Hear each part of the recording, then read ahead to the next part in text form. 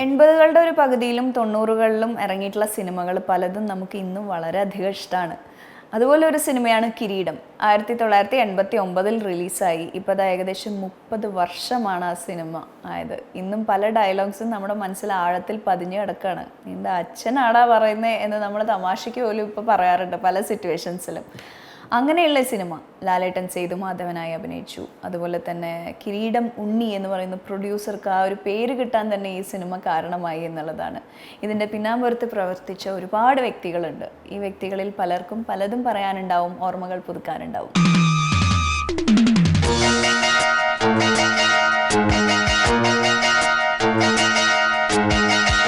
കിരീടം മലയാള സിനിമയുടെ ഒരു ട്രെൻഡ് മാറ്റിയ ചിത്രമായിട്ടാണ് ഞാൻ കണക്കാക്കുന്നത്. എൻ്റെ ജീവിതത്തിൽ എനിക്ക് ഏറ്റവും കൂടുതൽ പേരുണ്ടാക്കി തന്നൊരു ചിത്രവും കിരീടം തന്നെയാണ്. അതാണ് എന്നെ കിരീടം ഉണ്ണി എന്ന് അറിയപ്പെടുന്നത്.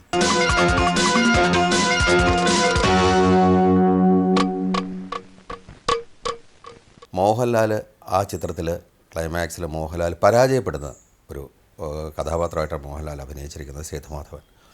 അപ്പം അങ്ങനെയുള്ളൊരു കഥാപാത്രത്തെ പ്രേക്ഷകർ അംഗീകരിക്കില്ലെന്നും അത് വേണ്ട എന്നും പറഞ്ഞ് ഒരുപാട് ഡിസ്കഷൻസ് ഉണ്ടായി. ഇങ്ങനെ ഒരു ചിത്രം വന്നു കഴിഞ്ഞാൽ അത് പ്രേക്ഷകർ സ്വീകരിക്കില്ല എന്ന് ഉള്ള എൻ്റെ പാർട്ട്ണറുടെയും ബാക്കിയുള്ളവരുടെയും എൻ്റെ വിതരണക്കാരുടെയും ഒക്കെ പ്രഷറുണ്ടായി. അതിൻ്റെ പേരിൽ ചർച്ചകളുണ്ടായി.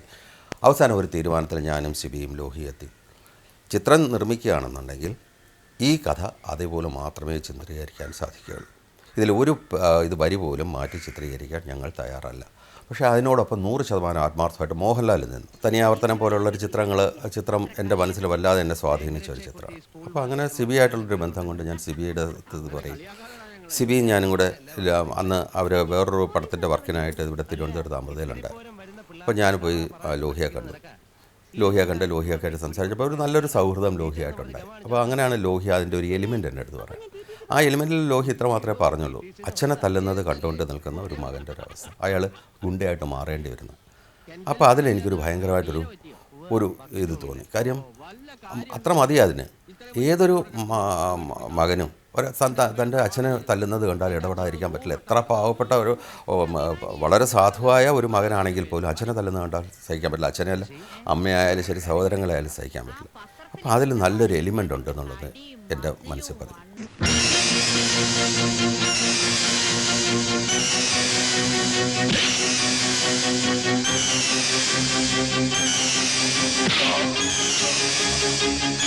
ലൊക്കേഷൻ ആദ്യം പാലക്കാട് ആയിരുന്നു ലൊക്കേഷൻ ഫിക്സ് ചെയ്ത്. ആ ലൊക്കേഷൻ നോക്കാനായിട്ട് പാലക്കാട് പോയി ലൊക്കേഷനൊക്കെ കണ്ടതുമാണ്.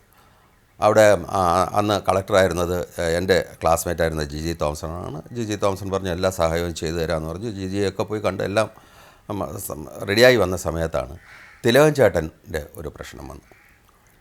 തിലകൻ ചേട്ടൻ അച്യുതൻ നായരായിട്ട്, അതായത് മോഹൻലാലിൻ്റെ അച്ഛനായിട്ട് അഭിനയിക്കേണ്ട തിലകൻ ചേട്ടന് ഡേറ്റില്ല. കാര്യം അദ്ദേഹം തിരുവനന്തപുരത്ത് 2 ചിത്രങ്ങളിൽ അഭിനയിക്കുകയാണ്. ഒന്ന് ചാണക്യനും ഒന്ന് നമ്മുടെ വർണ്ണം എന്ന് പറഞ്ഞൊരു ചിത്രം. ഈ 2 ചിത്രത്തിലും തിലകൻ ചേട്ടനുണ്ട്. ഈ 2 ചിത്രത്തിലെ അഭിനയത്തിൻ്റെ ഇടയിൽ കൂടെ ചേട്ടന് പാലക്കാട് വന്ന് ചെയ്യാനും പറ്റില്ല. അപ്പം ഒറ്റ മാർഗ്ഗമേ ഉള്ളൂ, തിലകൻ ചേട്ടനില്ലാതെ ഈ ചിത്രം ഷൂട്ട് ചെയ്യാനും പറ്റില്ല. അങ്ങനെയാണ് ഞങ്ങൾ ലൊക്കേഷൻ തിരുവനന്തപുരത്തേക്ക് മാറ്റുന്നത്. അപ്പം ഫ്രീ ടൈമിൽ മാത്രമേ ചെയ്യാൻ പറ്റുന്നു. അപ്പോൾ തിലകൻ ചേട്ടൻ പറഞ്ഞു എന്നെ വിട്ടേക്കുക, എനിക്ക് പറ്റില്ല ചെയ്യാൻ. അപ്പോൾ അങ്ങനെയാണ് തിലകൻ ചേട്ടൻ ഇല്ലെങ്കിൽ ഈ പടം ഞങ്ങൾ തൽക്കാലത്തേക്ക് മാറ്റി വയ്ക്കാമെന്ന് വരെ എനിക്ക് പറയേണ്ടതായിട്ട് വന്നു. അവസാനം തിലകൻ ചേട്ടൻ സമ്മതിച്ചു. അതിൻ്റെ ഇടയിൽ കൂടെ അഡ്ജസ്റ്റ് ചെയ്തേ ഞാൻ സമയം തരാൻ പറ്റുള്ളൂ എനിക്ക്. അല്ലാതെ നിങ്ങൾ പറയുന്നത് പോലെ വന്ന് എനിക്ക് ചെയ്യാൻ പറ്റില്ല. കാര്യം എനിക്ക് ഈ 2 ചിത്രത്തിൻ്റെ ഇടയിൽ ഞാൻ അവരടുത്തും കൂടെ അഡ്ജസ്റ്റ് ചെയ്തുകൊണ്ട് ചെയ്തു തരാം.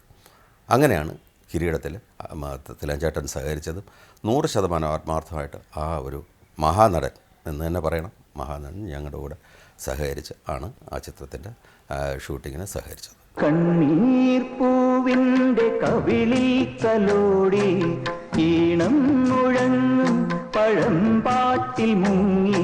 ക്ലൈമാക്സ് ഫൈറ്റ് എടുക്കുന്ന സമയത്ത് ഞങ്ങൾ 2 ക്യാമറ വെച്ച് ഫൈറ്റ് ചെയ്യാണ്. അപ്പം അതിൽ ഒരു ഷോട്ട് ഡിവൈഡ് ചെയ്തിട്ടുള്ള ഫൈറ്റല്ല. അവർ മോഹൻലാലിനെയും കീരിക്കാടൻ ജോസിനെയും അങ്ങ് വിട്ടിരിക്കുകയാണ്. ക്യാമറ ഫോളോ ചെയ്യുന്നതെന്ന് മാത്രമേ ഉള്ളൂ. അപ്പോൾ അവർക്ക് ഇഷ്ടം പോലെ ഫൈറ്റ് ചെയ്യാം. അപ്പോൾ അങ്ങനെയുള്ള സമയത്ത് ആ ക്ലൈമാക്സ് കണ്ടാലറിയാം.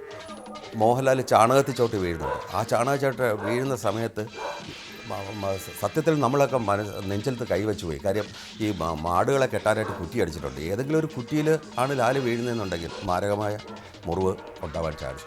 പക്ഷേ ഇന്ന് ഭാഗ്യം കൊണ്ട് ആ ചിത്രീകരണം വളരെ മനോഹരമായിട്ട് ഞങ്ങൾക്ക് ചെയ്യാൻ സാധിക്കും.